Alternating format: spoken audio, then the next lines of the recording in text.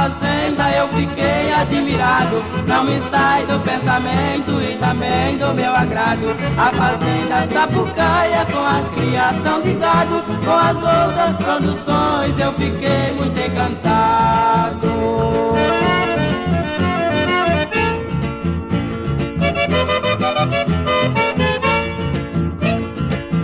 A fazenda Sapucaia eu não posso esquecer, da sua linda beleza eu fui lá pra conhecer.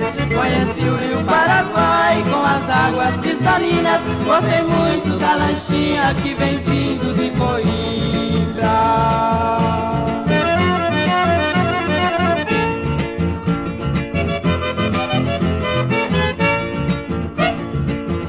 A fazenda Sapucaia agora está pra frente, inaugurou a nova casa, todo mundo está contente. Tem instalação de luz, telefones diferentes, tem água encanada que serve a toda a gente.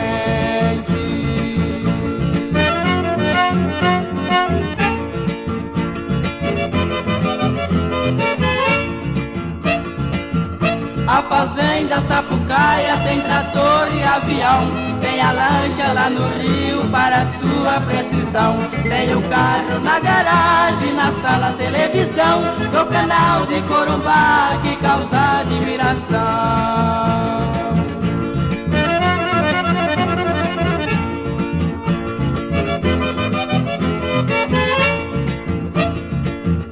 A fazenda Sapucaia também fica na Bileque, da dona Nicásia Paiva, que vocês nunca esquecem. Inocêncio, seu esposo, que também muito lutou. Parabéns para os dois, que muito trabalhou.